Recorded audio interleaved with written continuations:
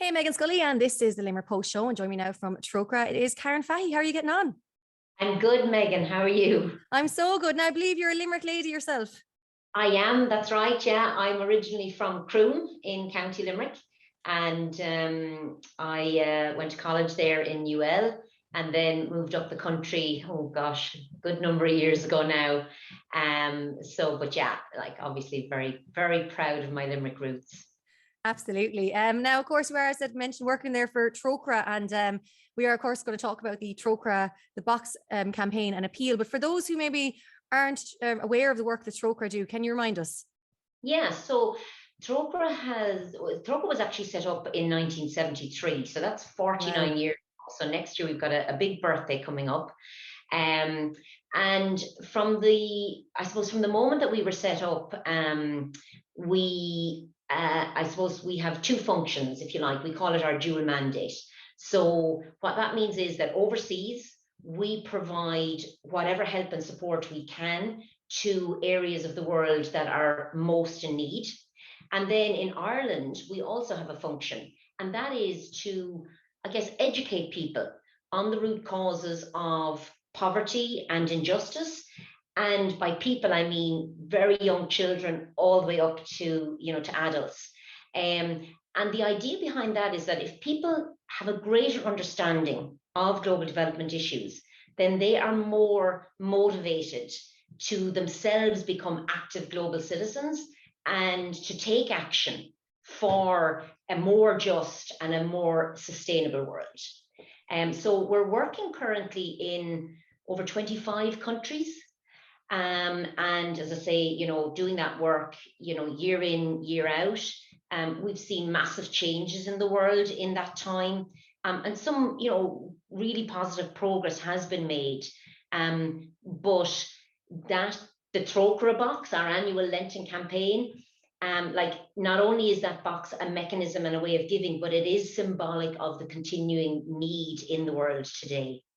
Absolutely. And I said to you there just before we started chatting how, that was always in all our home houses growing up as kids. It was always on the mantelpiece. If you came in at all, I remember like even walking around to my mom being like, "You got any change there?" Because we tried putting something nearly every day. And I was like, "What have you got?" And then you'd be like, there, Yeah. going, taking all the coins you could find. And, as you said, it was quite symbolic because it was in every home. And every time you walked in, you'd see it, and you always would try, I used to love then. I remember in school, then you'd bring it in it and be full to the top and really heavy. And it was kind of like you were so excited bringing this in because, as you mentioned there, it was also an education for us knowing that there were children the same age as us in these countries who were absolutely, as you said, living poverty stricken, not having food, not having proper shelter, not having clean water. So I guess that's, something that the Trócaire campaign has highlighted the need for the Lenten campaign and just how vital it is.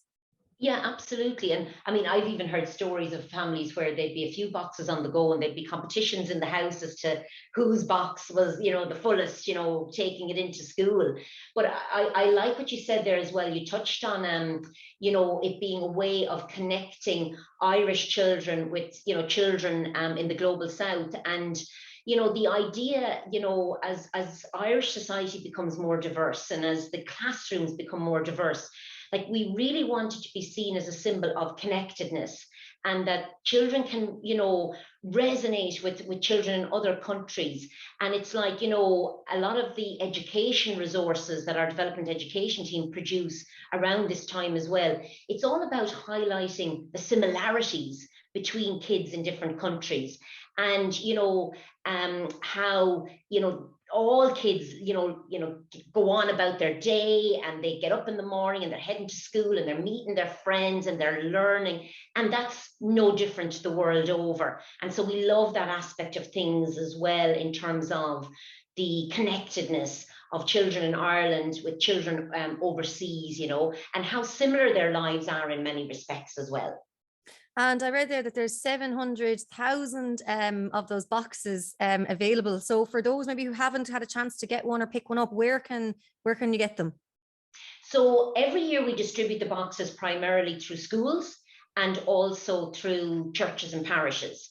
But if You still haven't got a box, and we're in the last 2 weeks of the campaign now.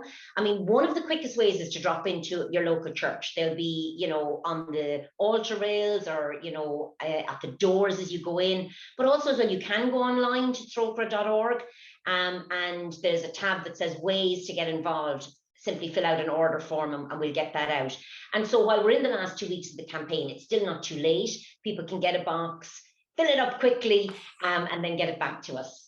Yeah, because I think, nowadays a lot of people definitely have change lying around the house, because I think, we've become so used to using cards now, especially since the last 2 years of what we had. So there's definitely a lot of coins lying around house. I think if everyone just did a quick run around, you'd be surprised what you'd find and how quick you would fill up the Trócaire box. Yeah, I mean, like I always have, like I use my card for everything, but you'll always have a load of change, in the bottom of the wallet or in the cup holder in the car or whatever. And just a matter of emptying that out, into the box and get it back to us would be super. For people who maybe want to keep up to date with the work that Trócaire are doing, where's the best place to follow and to see everything? Yeah, so again, the website has a wealth of knowledge and material, and we also produce a monthly newsletter. So people can sign up to that, and basically then that just goes straight into their email every month. And there's usually some really great stories about our programs overseas, the countries that we work in, but also the kind of things that we're doing in Ireland as well. A lot of the work that I do is with our teams that work with parishes, communities, schools. Also, we've got a really vibrant volunteer program. And then we have a program that's all around, campaigning and activism.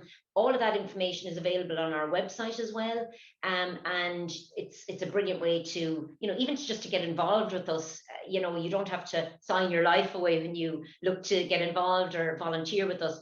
It's very much as and when people have the space and the availability as to what they can do, I think as well, it's incredible that it's 49 years, 50 next year. As you said, it is a huge year next year. It's amazing just to see the work that, I know you mentioned all the different countries, but that Irish people and the support that they've shown Trócaire for all those years.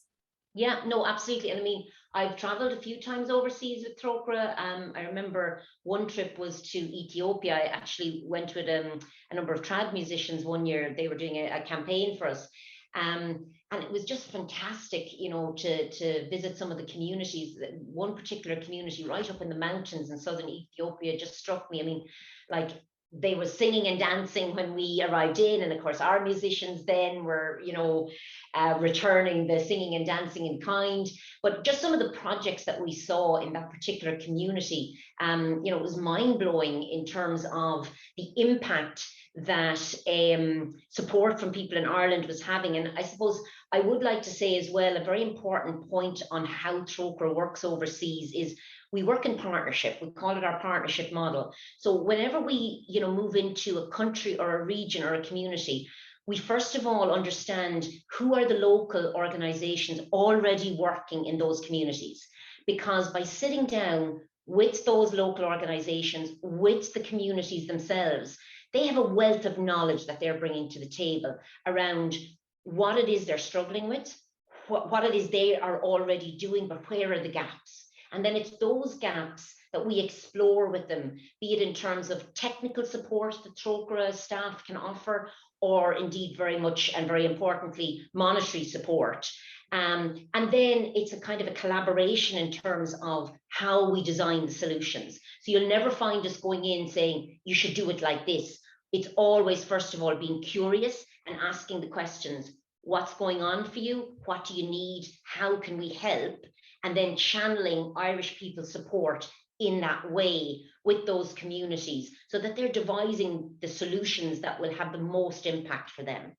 That's incredible too. And I suppose it makes it more sustainable because, as you said, they're getting what they want and what they need as well. And I think it's nice that you're able to work in partnership with them because they can be part of the journey as well and be part of the change. And I guess it's probably upskilling and educating so many people as well when you can bring all these, you bring the Irish people over and you work with the local community. So, it's kind of a win-win for everyone. No, absolutely. And even like you just reminded me there that with that community that we visited in Ethiopia, I remember because we were being, hosted by the partner and some of the community women.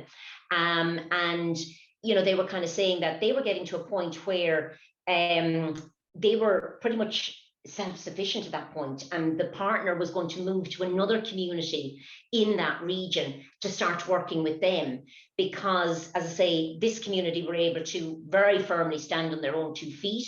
They had sustainable agricultural methods in place. They had all this kind of microfinancing schemes like our credit union schemes, and it was just fantastic, you know, to hear how they were able to provide for themselves, but also earning incomes so that they could, you know, for very simple things like pay for school fees, you know, school books, school uniforms for the kids in the community, and that they were going to be moving on then and doing that in other communities in that region. Brilliant. It sounds absolutely incredible. Karen Fahy of Trócaire, it's been so great to chat to you on the Limerick Post Show. And of course, I'm going to put the website link in the description box below for anyone who wants to get involved. We said 2 weeks left. There's plenty of time to fill up those Trócaire boxes. Absolutely. Absolutely. Thanks so much, Meghann. Thank you.